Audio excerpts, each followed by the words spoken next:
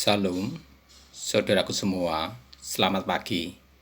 Sebelum kita mendengarkan firman Tuhan, mari kita memuji nama Tuhan dengan lagu "Hidup Ini Adalah Kesempatan".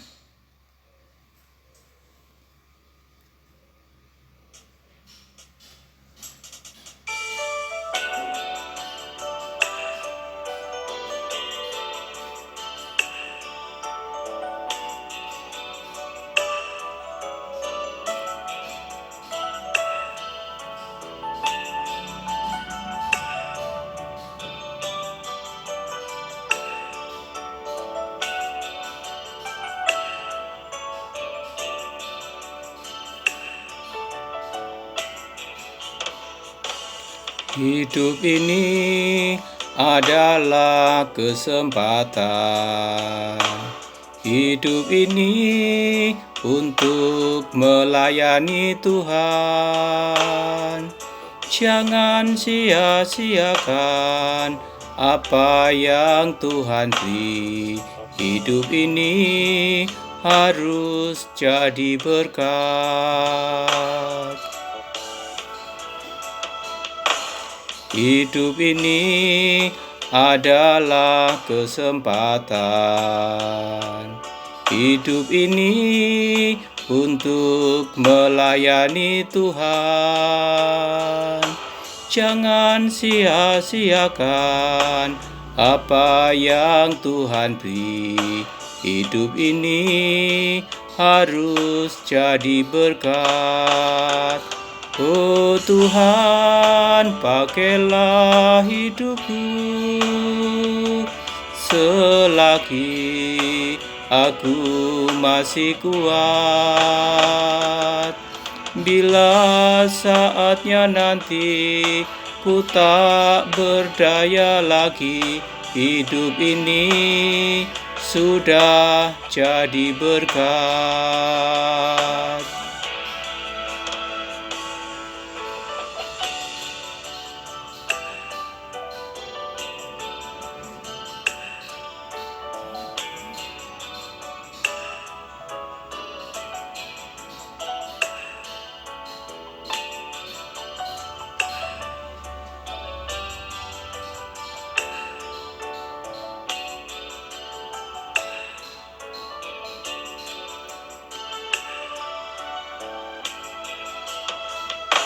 Hidup ini adalah kesempatan.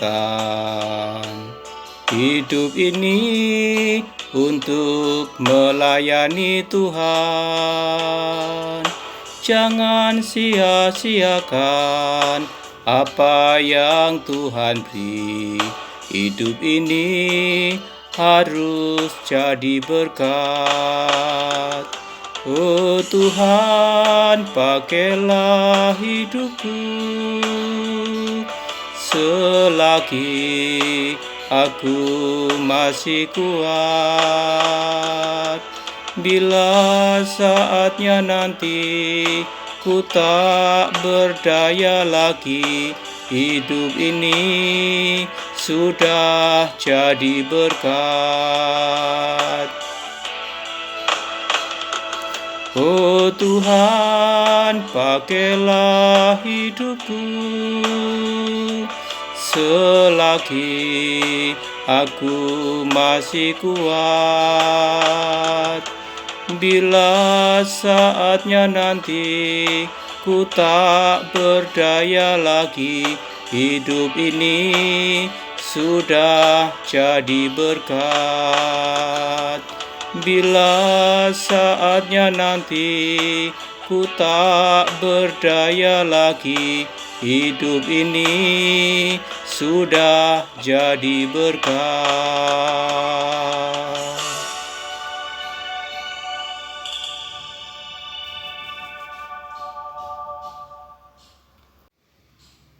Tuhan Allah, Bapa Surgawi yang ada di surga, yang kami kenal dan kami muliakan dalam Tuhan Yesus. Pada pagi yang indah ini, kami ingin mendengarkan firman Tuhan yang kudus. Kiranya Tuhan berkenan berfirman, kami siap untuk mendengarkan. Pimpinlah kami Tuhan dengan Roh Kudus, agar kami dimampukan untuk mengerti kehendak Tuhan dan dapat kami lakukan dalam kehidupan kami sehari-hari. Ampuni ya Tuhan Allah, segala dosa dan kesalahan kami, baik yang kami lakukan melalui pikiran, perkataan, maupun tindak tanduk kami. Basuhlah dosa dan kesalahan kami dengan darah Kristus yang kudus. Dalam nama Tuhan Yesus, kami berdoa. Amin. Saudaraku, firman Tuhan hari ini terambil dari Injil Matius 14 ayat 13 sampai 21. Lembaga Alkitab Indonesia memberi judul Yesus memberi makan 5.000 orang. Setelah Yesus mendengar berita itu, menyingkirlah ia dari situ dan hendak mengasingkan diri dengan perahu ke tempat yang sunyi. Tetapi orang banyak mendengarnya dan mengikuti dia dengan mengambil jalan darat dari kota-kota mereka. Ketika Yesus mendarat, ia melihat orang banyak yang besar jumlahnya. Maka tergeraklah hatinya oleh belas kasihan kepada mereka, dan ia menyembuhkan mereka yang sakit. Menjelang malam, murid-muridnya datang kepadanya dan berkata, "Tempat ini sunyi, dan hari sudah mulai malam. Suruhlah orang banyak itu pergi, supaya mereka dapat membeli makanan di desa-desa." Tetapi Yesus berkata kepada mereka, "Tidak perlu mereka pergi. Kamu harus memberi mereka makan." Jawab mereka, "Yang ada pada kami di sini hanya 5 roti dan 2 ikan." Yesus berkata, "Bawalah kemari kepadaku." Lalu disuruhnya orang banyak itu duduk di rumput, dan setelah diambilnya 5 roti dan 2 ikan itu, Yesus menengadah ke langit dan mengucap berkat, lalu memecah-mecahkan roti itu dan memberikannya kepada murid-muridnya. Lalu murid-muridnya membagi-bagikannya kepada orang banyak, dan mereka semuanya makan sampai kenyang. Kemudian orang mengumpulkan potongan-potongan roti yang sisa 12 bakul penuh. Yang ikut makan kira-kira 5.000 laki-laki, tidak termasuk perempuan dan anak-anak. Saudaraku, renungan pada saat ini dengan judul Allah Sang Pembebas. Manusia yang normal pasti punya keinginan untuk bisa hidup bebas dan merasakan sukacita. Bebas dari tekanan, bebas untuk beribadah, bebas mengemukakan pendapat, bebas untuk memilih pekerjaan, tentu juga ingin bebas dari hutang. Yakub ketika mudik ke tanah Kanaan dengan menyeberangi sungai Yabok, dia bergumul melawan Allah. Ketika kita mengulas kisah ini, kita seringkali bingung. Mosok sih Allah kalah sama manusia? Tentu maksudnya tidak demikian. Dalam Mazmur 104 ayat 29 tertulis demikian, "Apabila engkau menyembunyikan wajahmu, mereka terkejut. Apabila engkau mengambil roh mereka, mereka mati binasa dan kembali menjadi debu." Jadi manusia tidak berdaya tanpa campur tangan Allah. Oleh karena itu, untuk bisa mengerti maksudnya, kita perlu mengulas kehidupan Yakub. Ketika Yakub yang mendapat dukungan ibunya, Ribka, untuk menipu Iskak, guna mendapatkan hak kesulungan, meskipun tujuannya tercapai, tapi akibatnya timbul konflik dengan Esau kakaknya. Endingnya Yakub lari ke tempat pamannya Laban. Di rumah Laban, Yakub bekerja sebagai pengembala kambing domba. Dengan upah, kambing domba yang lahir belang-belang, bintik-bintik, menjadi milik Yakub. Untuk mendapatkan anak kambing domba yang belang-belang, bintik-bintik, Yakub melakukan rekayasa dengan menaruh dahan pohon-pohon tertentu dan dikupasnya lalu ditaruh di palungan tempat kambing-kambing itu minum. Maka ketika kambing-kambing itu birahi dan melahirkan anak, anaknya nanti akan berwarna belang-belang, bintik-bintik, dan menjadi milik Yakub. Jadi Yakub mengedepankan akalnya untuk meraih tujuannya. Tapi hasil akhirnya tentu yang menentukan Tuhan Allah, bukan hasil rekayasa Yakub. Tuhan memberkati Yakub sehingga kambing dombanya jumlahnya berlipat-lipat. Ketika hubungan antara Yakub dan Laban sudah tidak harmonis, Tuhan Allah memerintahkan Yakub untuk kembali ke tanah Kanaan. Tuhan berjanji untuk tetap menyertai Yakub. Tuhan Allah tentu tahu akan kelemahan Yakub. Tapi Tuhan lebih memilih orang berdosa yang percaya kepadanya karena Tuhan berkuasa merubah orang berdosa menjadi manusia baru untuk melaksanakan rancangannya. Saat Yakub mudik ke tanah Kanaan, ada kegentaran, ada ketakutan dalam diri Yakub. Karena apa? Karena akan bertemu dengan Esau. Yakub tidak berani maju, maka dia menyuruh hamba-hambanya untuk menemui kakaknya itu, sambil membawa persembahan dengan tujuan agar mendapatkan belas kasih dari Esau. Ketika Yakub sedang sendirian itu, dia bergumul dengan seorang laki-laki dan Yakub menang. Tapi dia kena pukul sendi pangkal pahanya hingga terpelecok.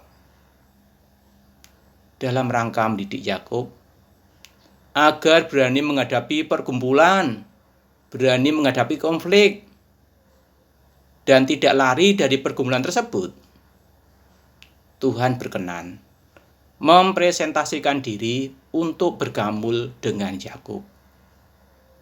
Akhirnya, Yakub menyadari kelemahannya dan mohon berkat penyertaan Tuhan. Dan endingnya, Yakub mampu mengatasi kegentarannya dan berani maju menemui Esau kakaknya. Dan ajaib, terjadi rekonsiliasi yang indah antar keduanya. Saudaraku, ketika Yakub sedang mengalami kegentaran terhadap kakaknya, Yakub mohon pertolongan Tuhan agar dibebaskan, agar dilepaskan dari tangan Esau kakaknya. Dan doanya didengar oleh Tuhan Allah. Seperti tertulis dalam Kejadian 32 ayat 11 dan 12. Kalau begitu, berdoa itu apa? Berdoa adalah napas orang percaya. Kita bisa memuji, memuliakan, mengaturkan ucapan syukur, dan memohon kepada Tuhan Allah bisa dengan doa lewat perantara Tuhan Yesus. Sang pemazmur mengajar kita agar doa kita didengar Tuhan Allah. Jangan hanya bersandar pada kemurahan dan kasih karunia Allah, tetapi juga atas kesetiaan dan ketaatannya pada kehendak dan jalan Tuhan. Pemazmur berusaha menyenangkan hati Tuhan dengan laku yang jujur, menjaga diri terhadap orang-orang yang melakukan kekerasan, serta tidak melakukan kejahatan, disertai sikap hati nurani yang bersih, dan hidup yang murni. Saudaraku yang terkasih, bacaan Injil hari ini menceritakan setelah Yohanes Pembaptis dibunuh Herodes, Tuhan Yesus menyingkir ke tempat yang sunyi. Tetapi orang banyak mendengarnya dan mengikuti dia lewat jalan darat. Ketika Tuhan Yesus mendarat, dilihatnya orang banyak sudah menunggunya. Hatinya tergerak oleh belas kasihan dan menyembuhkan mereka yang sedang sakit. Menjelang malam, murid-muridnya matur pada Tuhan Yesus, "Tuhan, hari sudah menjelang malam. Suruhlah mereka pergi agar dapat membeli makanan, sebab di sini tempatnya sunyi." Yesus berkata, "Tidak usah mereka pergi. Kamu yang harus memberi mereka makan." Di sini ada anak yang membawa 5 roti dan 2 ikan. Mana mungkin bisa untuk mereka yang jumlahnya banyak? "Bawalah kemari," kata Tuhan Yesus. "Suruhlah mereka duduk secara berkelompok." Kemudian Tuhan Yesus mengambil 5 roti dan 2 ikan tersebut, lalu menengadah ke langit, mengucap berkat, memecah-mecahkan roti tersebut, dan memberikan kepada para murid untuk dibagikan kepada orang banyak. Mereka makan sampai kenyang, dan masih tersisa 12 bakul penuh. Yang ikut makan pada saat itu 5.000 orang laki-laki, tidak termasuk perempuan dan anak-anak. Peristiwa ini merupakan bentuk nyata belas kasih Tuhan Yesus yang memberikan kelepasan pada mereka yang sedang sakit dan kelaparan. Ketika Tuhan Yesus mengambil roti, mengucap berkat, dan memecah-mecahkannya mengingatkan kita saat Tuhan Yesus mengadakan perjamuan akhir bersama para murid, juga melakukan tindakan yang sama. Pada saat itu Tuhan Yesus berkata, "Terimalah dan makanlah, inilah tubuhku." Jadi roti yang telah dipecah-pecahkan itu adalah lambang dari roti yang turun dari surga, yaitu Tuhan Yesus sendiri, yang memberi hidup kepada dunia. Yohanes 6 ayat 33-35. Iya, sang roti hidup telah dipecah-pecahkannya. Menjelang Tuhan Yesus disalib, tubuh Tuhan Yesus didera sehingga tubuhnya penuh dengan luka cambukan. Tuhan Yesus berkenan menjalani itu semua demi kehidupan dunia. Lalu bagaimana caranya agar kita bisa makan roti hidup?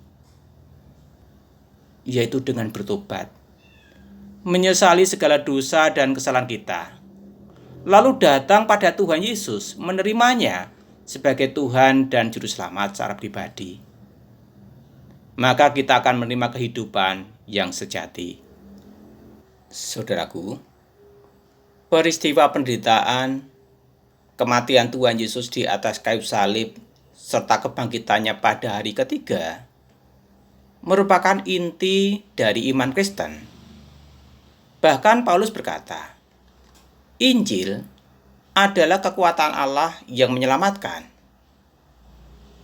Paulus sangat mencintai bangsa Yahudi, sampai-sampai dia berkata, "Aku mau terkutuk dan terpisah dari Kristus, demi saudara-saudaraku dapat mengenal Kristus dan diselamatkan." Apa yang dikatakan Paulus ini ada kemiripan dengan apa yang pernah dimohonkan Nabi Musa kepada Allah, yaitu ketika bangsa Israel jatuh dalam penyembahan berhala patung lembu emas. Kuasa kegelapan tidak suka akan karya Kristus tersebut. Mengapa? Akibat dari karya Kristus tersebut, kuasa dosa dan maut telah diremukkan, telah dipatahkan. Oleh karena itu, kuasa kegelapan berusaha agar manusia tidak percaya dan menolak karya Kristus tersebut. Pada tanggal 6 April tahun 1996, tepatnya pada hari raya Jumat Agung, ada seorang aktivis bernama Adi. Dalam ceramahnya, dia menyerang inti dari iman Kristen, menyerang karya Kristus. Tujuannya apa? Agar orang banyak yang hadir pada saat itu tidak percaya akan karya Kristus. Akibatnya apa? 4 minggu kemudian, Ade mengalami stroke berat. Bisu, tidak bisa bergerak. Bisanya hanya mengedipkan mata sambil berbaring di tempat tidur. Dan itu berlangsung selama 9 tahun. Dan akhirnya pada tanggal 8 Agustus tahun 2005, Ade meninggal.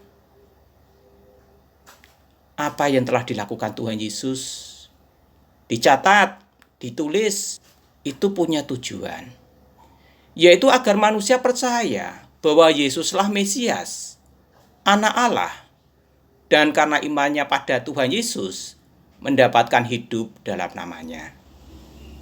Yohanes 20 ayat 31. Yang menulis Alkitab adalah para nabi dan para rasul yang mendapatkan ilham dari Roh Allah. Tuhan Yesus sebenarnya sudah ngendiko, segala dosa dan hujat manusia akan diampuni. Tetapi hujat terhadap Roh Kudus tidak akan diampuni. Matius 12 ayat 31. Tetap saja ada manusia yang tidak peduli. Masa bodoh? Pada bulan Januari tahun 2023, seorang bernama Ate yang pernah mengenyam pendidikan teologi membuat konten untuk melampiaskan kepahitan hidup yang pernah ia alami. Ketika mengalami kepahitan, dia tidak datang pada Tuhan seperti Yakub, tetapi lebih mengedepankan dendam bukan kasih. Bahkan Ate menyangkal dan menolak Kristus beserta ajarannya. Dalam kontennya, Ate berkata, ketika kitab ini saya tempel di pantat, dalam sebulan apakah saya akan mati? Setelah itu, Ate menempelkan Alkitab di pantat dan dikentuti. Apa yang dilakukan Ate merupakan tindakan penghinaan dan menantang Tuhan. Tidak lama setelah tindakan itu, Ate mengalami sakit stroke berat dan akhirnya meninggal. Mungkin ada yang berkata, apa yang dialami Ade dan Ate adalah peristiwa alami. Bukankah semua manusia akan mati?